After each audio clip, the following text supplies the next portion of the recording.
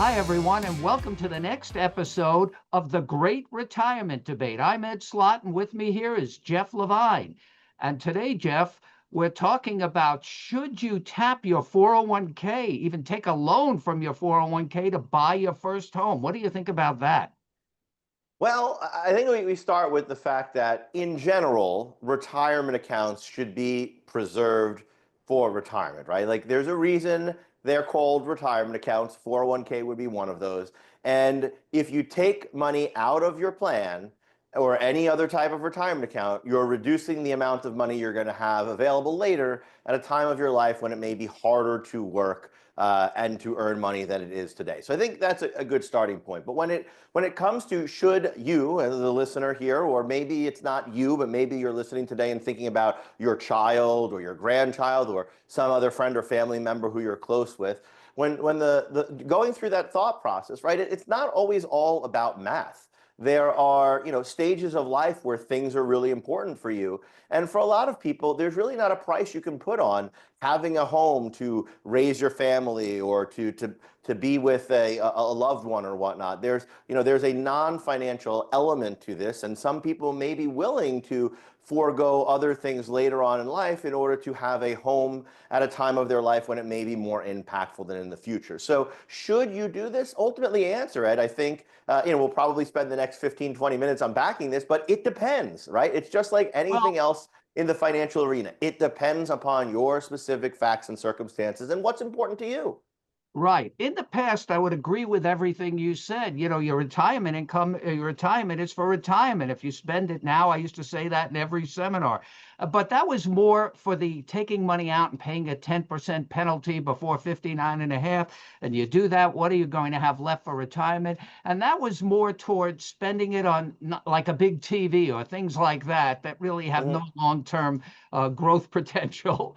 But I've been looking into this recently because there is a sort of home crisis. And again, for most of the people that listen, actually, I don't really know, but I think we have an older audience, of maybe, what would you say, 50s or something like that for our Yeah, I podcast. think it's all, but I think most of our audience has a home already. If they are, Right. Yeah. yeah. That's a better way. Yeah. Forget older, is already a But homeowner. Ed, see, I think what Ed, I just want whoever you are listening today, Ed just called you old. I usually call Ed old, but that's Ed and I. Ed just called you old. So how do you feel about Yeah. that? All right. We have a mature, more home, but people that have We already have done. a high percentage of homeowners as listeners. Yeah, Yes. that's a great way to put it.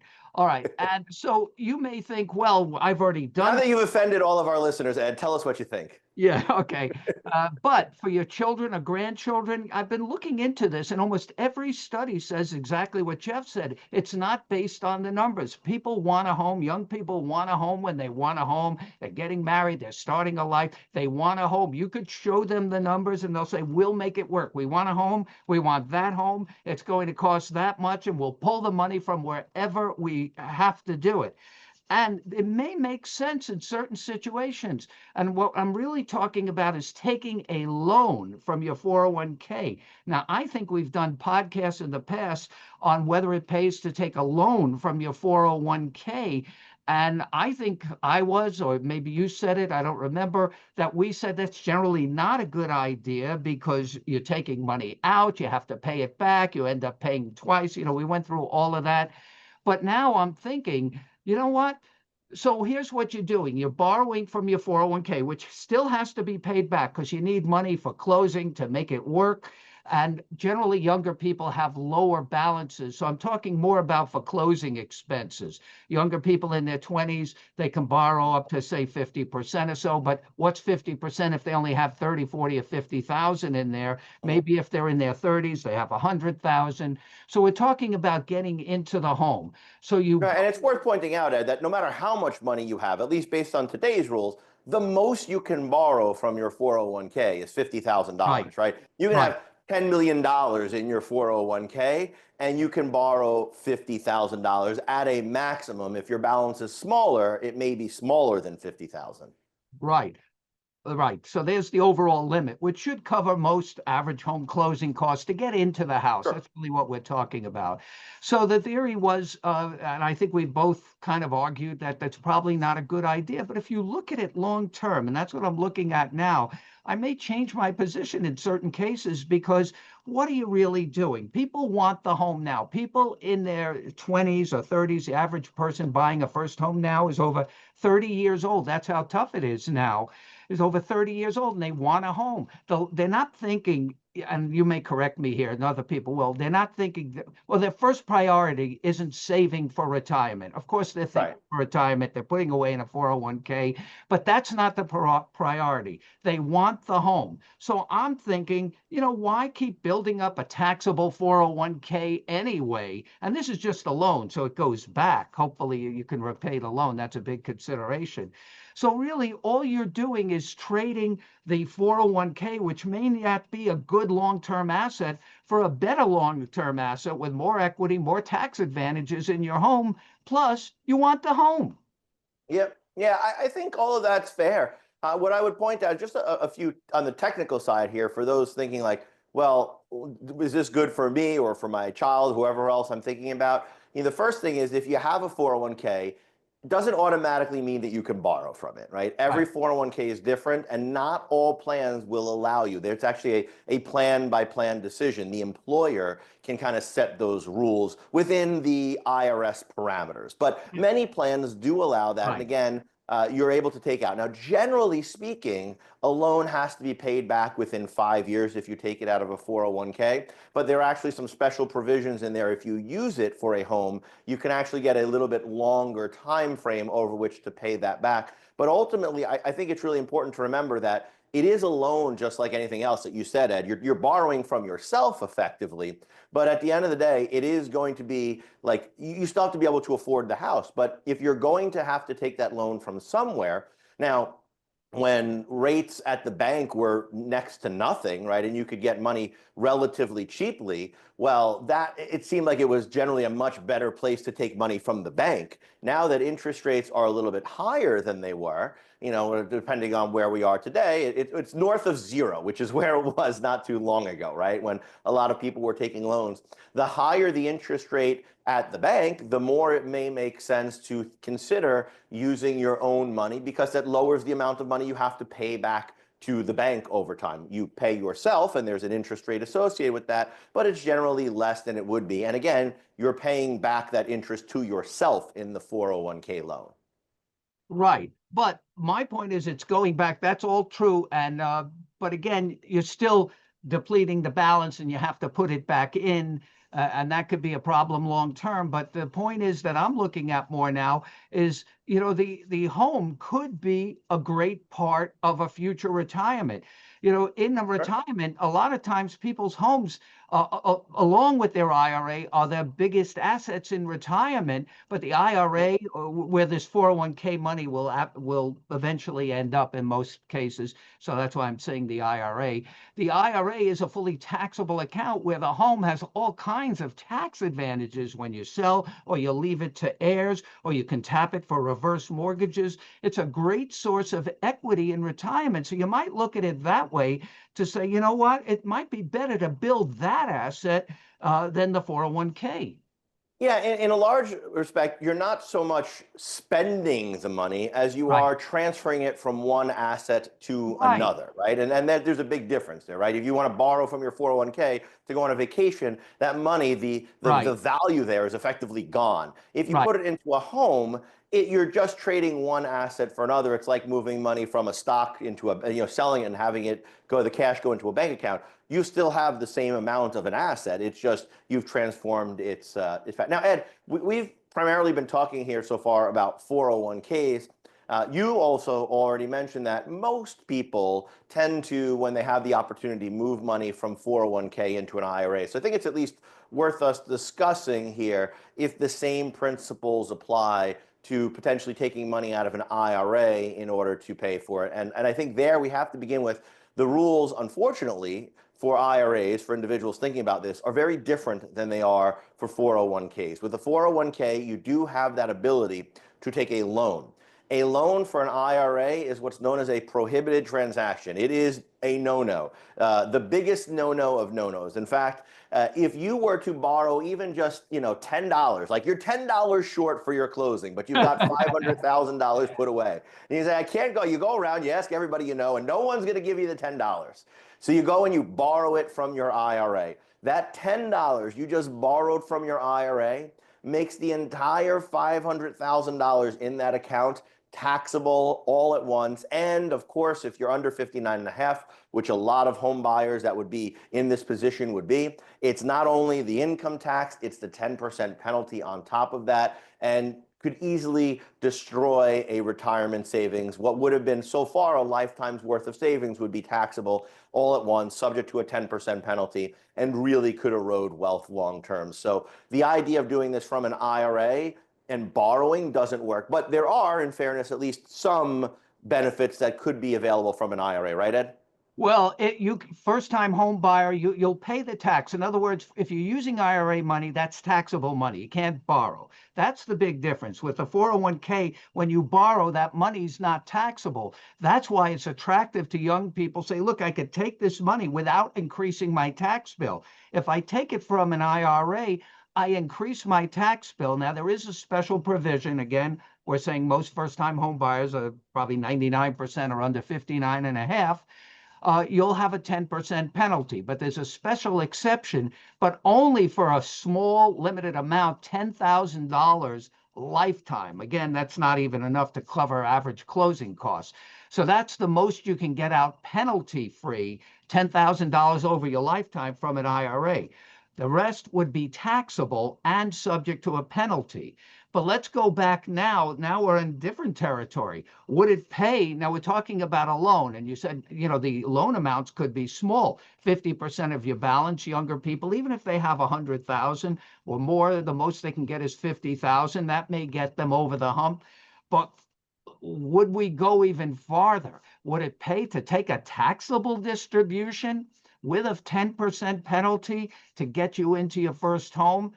I don't know about that. You'd have to see the numbers going out. Normally, a 10% penalty for anything in the tax code other than the NUA tax break, net unrealized appreciation, is a deal breaker for me. So I don't know. That might be a deal breaker for me. I'm not worried as much about the tax because you're getting the money out while they're in a lower tax bracket. Most young people are in a lower rate. The tax is going to be minimal, and maybe even the penalty might be minimal based on their level of income, how much they take. The 10% is based across the board on what they take, but the tax might be much lower. So and it's worth pointing out for those individuals, like even if you have negative income, you still have to pay the penalty. Right. Yeah, I remember that happened. There was a court case a number of years ago where they decided that. In other words, yeah, if you've got like $25,000 of income and you wipe the whole thing away with your standard deduction, but you took out $25,000 from your IRA, you've got to pay a $2,500 penalty on that, even if you have enough to like credits and everything. The credits can offset a penalty, but negative income can't. So I think about it. Is it a deal breaker? That's the thing, because if you're getting money out, and people said this, at least I feel this way, getting money out of the 401k is probably good while rates are low. It's the 10% penalty. Will a low rate make up for the paying the 10% penalty down the road when the funds are in a better asset in a home?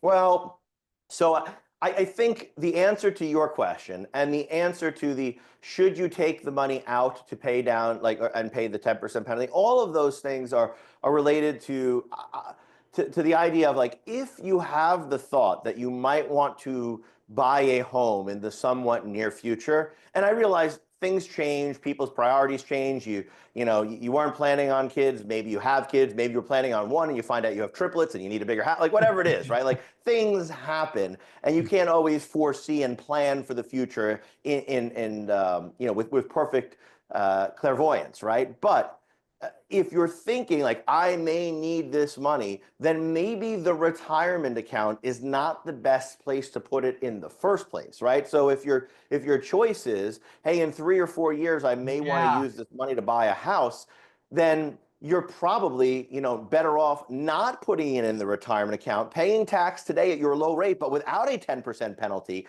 stuffing it in a regular taxable account and having it available for the purchase of that home. Now, if again, you don't know, then it comes down to, should I pay the tax and the penalty? And it's probably not a great financial move in a lot of those situations. But again, I think you've hit on it a couple times. A lot of people just, I don't care, right? Like, I I don't want care. the I want a home. house. I have, the situation I'm in now. I'm relatively young. I want to, I'm not going to get these years back of my life. Right. So and that's just a personal choice. Mathematically, financially, it's probably not the best decision, but Well, I don't know. Look at the home as a valuable asset in retirement. paying tax and the 10% penalty, the Yeah, math I would be know. hard to It make that bothers work. me too. To me, it's somewhat of a deal breaker. What I was thinking, if you can get that money out at such a low rate out of your 401k, Well, does that offset? Does it take the edge off the penalty? And Well, just it's there even there, right? If you were thinking that way, then you again, you just don't put it into the retirement account, right? right, right. Pay the tax today, and then you don't have the 10% penalty. Just don't put it into a retirement account. And I think that's a fair discussion too, Yeah, right? that's a When great you're, point.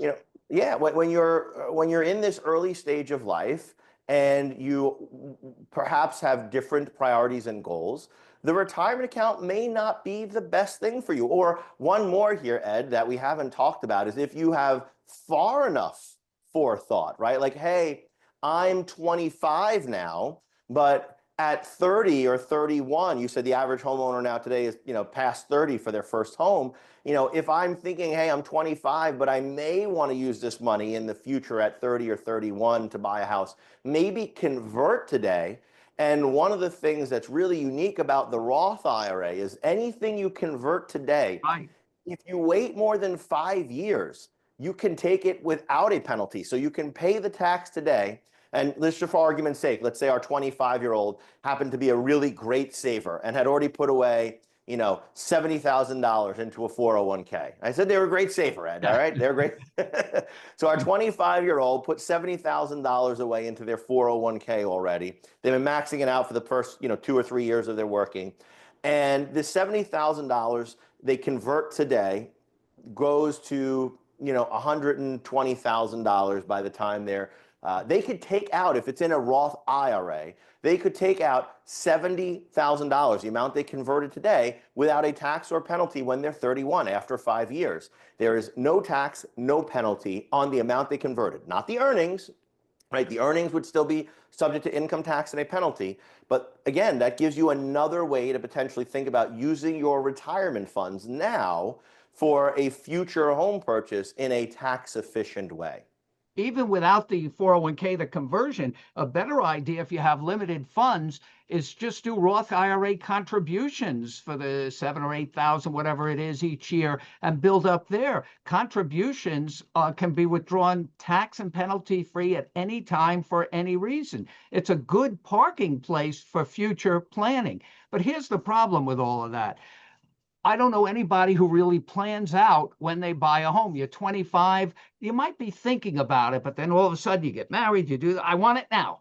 Yeah, there's no planning. It sounds good. So here's the message to our homeowner listeners, not older listeners, homeowner viewers watching this. You might plant that seed with your kids or grandkids that might be thinking about buying a home and say, you know what? You might be thinking about it or maybe not. But if you think you want a home, and most of them do, almost every young person wants to buy a home. Every study has showed that I've seen or heard about. And how about putting money away in your Roth IRA? Just saying, maybe not fill up in the 401k, put it in a place that if you do want to, you can do all the things you talked about. So just to recap everything we talked about, should you use your retirement account, your 401k or IRA to buy a first home? We talked about several ways. The big way was to take a loan from the 401k. You can't do that from an IRA, and that gets paid back and it's not taxable. If you need even more money, you might take an actual distribution, but you'd probably pay a 10% penalty. With an IRA, you can take a distribution and the first $10,000 is penalty free if used for a first home, but that's once in a lifetime. Or I like what you said there. If people have the foresight to plan, don't put the money in the 401k in the first place. Use the Roth 401k or your Roth IRA instead. But the problem with that is most people get their job. It's like a knee-jerk reaction. It's almost default. You go right into the 401k. I don't even know if younger people know they should probably go right into the Roth 401k and not the 401k. But everybody goes right into the 401k, so that's where the money is. All right, yeah. So look, I think all of that makes a lot of sense, Ed. And look, ultimately, the point here is that listeners are able to borrow, no pun intended, some of this, like maybe pun intended, some of this information in order to help those around them make better choices. And here at the Great Retirement Debate, our goal is to always make the winner of the debate you a more informed and knowledgeable consumer who can make better decisions, because better decisions on the whole lead to better outcomes. And that's what Ed and I are on a mission to help you accomplish. So Ed, thanks so much. This was a fun topic, one we don't normally get to talk about. This was Right. good. Yeah, and I've changed my thinking on this quite a bit. All right. Well, thanks so much and have a great day. And we'll see you next time on the Great Retirement Debate.